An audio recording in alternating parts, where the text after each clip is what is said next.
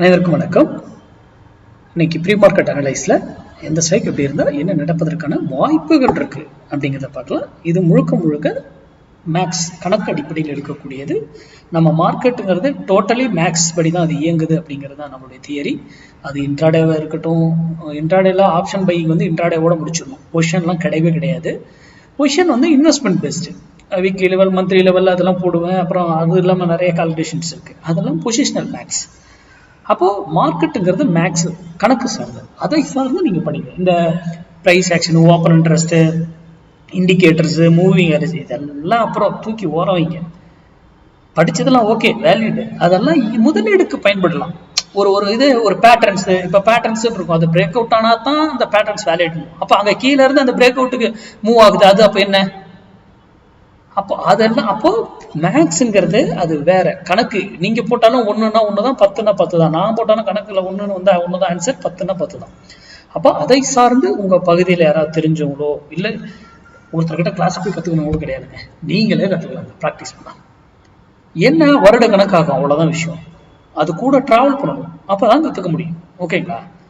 சரி, நம்ம இன்னைக்கு லெவல்ஸ் பார்க்கறதுக்கு வருவோம். அதுக்கு முன்னாடி நம்முடைய கிளாஸ் செப்டம்பர் 15ஆம் தேதி நம்ம ஆப்ஷன் கிளாஸ் ஸ்டார்ட் ஆகுது. அதனுடைய டீட்டெயில் எனக்கு வாட்ஸ்அப்பில் மெசேஜ் பண்ணுவாங்க. என்னுடைய நம்பர் டிஸ்கிரிப்ஷன் பாக்ஸில் இருக்கு. மெசேஜ் பண்ணவங்க அத்தனை பேருக்குமே நான் டீட்டெயில் டேட்டா அனுப்பிச்சிட்டேன். 15th தான் கிளாஸு. இந்த கிளாஸ் முடிஞ்சதுன்னா ஆப்ஷன் கிளாஸ் மறுபடியும் நெக்ஸ்ட் இயர் 2025 தான் அடுத்த கிளாஸ் ஆப்ஷன் கிளாஸ் எடுப்பேன். ஓகேங்களா? ஆப்ஷன் கிளாஸ் இடையில ஒரு பொசிஷன் கிளாஸ் இருக்கு. அது இது முடிச்சுட்டு நான் அதுக்கப்புறம் அதை சொல்லுவேன். சரி, இன்னைக்கு லெவல் நம்ம பார்ப்போம். First of all Fin Nifty பார்ப்போம். இன்னைக்கு ஃபின் நிஃப்டி எக்ஸ்பைரி. இன்னைக்கு ஃபின் நிஃப்டி எக்ஸ்பைரி. ஓகேங்களா? அப்போ எல்லாரும் என்ன, நம்ம ஸ்டூடெண்ட்லாம் என்ன பண்ணுவீங்க? 0 to euro கால் பண்ணுவீங்க. கரெக்டா? 0 to euro கால். நீங்க அந்த இது தயவு செய்து அதனுடைய ரூல் என்னவோ அதை ஃபாலோ பண்ணிக்கோங்க. நான் அது பயன்படுத்துவது கிடையாது. ஏனென்றால் அதுல 0ன்னு ஒரு வார்த்தை இருக்கு. ஒரு ப்ரொஃபஷனல் ட்ரேடர் 0 ஆகும்னு தெரிஞ்சு ஒரு ட்ரேட் எடுக்க முடியாது. அப்ப அதுக்கான ரூல் என்னவோ அதை நம்ம சொல்லி கொடுத்துருப்போம். அது என்ன ரூலோ அதை டிக்டோ ஃபாலோ பண்ணிக்கிறோம். சரி, இன்னைக்கு நம்ம ஃபின் நிஃப்டி 23,400 புட் 65 ரூபாய்க்கு மேல இருந்தா சஸ்டெயின் ஆனா ஃபின் நிஃப்டி டவுன் ஆகும். 65 ரூபாய்க்கு கீழே இருந்தா ஃபின் நிஃப்டி அப்போ இந்த இதுல இப்போ இந்த விலையே வராம போயிடுச்சு அப்படின்னாலும் நம்மளால வர்த்தகம் பண்ண தெரியும். ஏன்னா இந்த விலை வர்ற போதுதான் நீங்க யூடியூப்ல பாக்குறதுனால உங்களுக்கு நான் அதை கொடுக்குறேன். நீங்க இந்த விலை வரும் பொழுது உங்க டிசிஷன் முடிவு எடுத்தீங்கன்னா அதனுடைய வெற்றி விகிதம் ரொம்ப இதா இருக்கும். ப்ராஃபிட்ஸோ லாஸோ எல்லாமே, லாஸ் குறைவா இருக்கும், ப்ராஃபிட் அதிகமா. எனி டிசிஷன் நீங்க தான் எடுக்கணும் அந்த இடத்துல வரும்பொழுது. ஓகேங்களா? ஆனா இவர் இதுக்கு மேலதான் நிக்கிறாரா இதுக்கு கீழே தான் நிக்கிறாரா அப்படிங்கிறது ஃபால்ஸா இருக்கும். ஃபால்ஸா ட்ராப் பண்ணி நம்மளை ஏமாத்துவாங்க. அதையே நம்ம அழகா ஃபைன் பண்ணி கண்டுபிடிக்க முடியும். எப்படி ஏமாத்துறாங்க, என்ன, எங்க, எந்த புள்ளியில. சரி, ஒரு எக்ஸாம்பிளுக்கு இவர் 65 ரூபாய்க்கு மேல இருக்காருன்னு வச்சுக்கோங்க. அப்போ யார பை பண்ணணும்னு ரூல் இருக்கு. ஓகேங்களா? இல்ல 65 ரூபாய்க்கு இவர் கீழே இருக்காருன்னா அப்போ புட்டு கீழே இருக்கு. இப்ப மார்க்கெட் கீழே மேல ஏறப்போகுது. அப்போ மார்க்கெட் மேல ஏறப்போகுது. அப்போ காலை பை பண்ணணும். அப்போ காலை யாரை எந்த விலையில பை பண்ணணும்?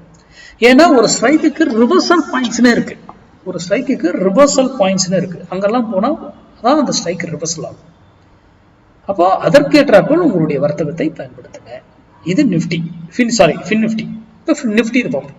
நிஃப்டி 25,000 கால் 104 ரூபாய்க்கு மேல இருக்கிற வரைக்கும் பை சைடுக்கான வாய்ப்புகள். நிஃப்டி பை பாருங்க, நான் இதை வாங்குங்க வீங்கன்னு சொல்லல. நிஃப்டி அப்சைடு ஏறதுக்கான வாய்ப்புகள் உண்டு. அதே 104 ரூபாய்க்கு கீழே போயிடுச்சுன்னா நிஃப்டி டவுன் சைட் ஆகிறதுக்கான வாய்ப்புகள் உண்டு.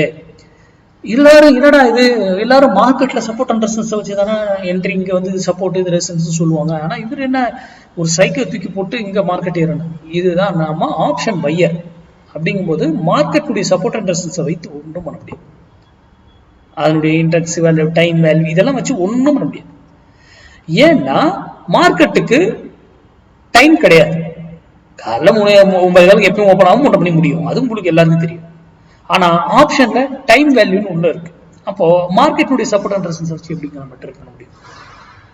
அப்போ அப்போ ஒரு ஸ்ட்ரைக்குக்கு சப்போர்ட் அண்ட் ரெசன்ஸ் மஸ்ட். அதுக்கு அப்படின்னா இதுல என்ன, இந்த ஒரு வேல்யூ மட்டும் கிடையாது, பல வேல்யூகள் இருக்குன்றதை நல்லா புரிந்து கொள்ளுங்கள். ஒரு வேல்யூ வச்செல்லாம் ஒன்றும் பண்ண முடியாது. அப்போ உங்களுடைய பிராக்டிஸை அதை சார்ந்து பயன்படுத்துங்க. நன்றி, வணக்கம், வாழ்க வளமுடன்.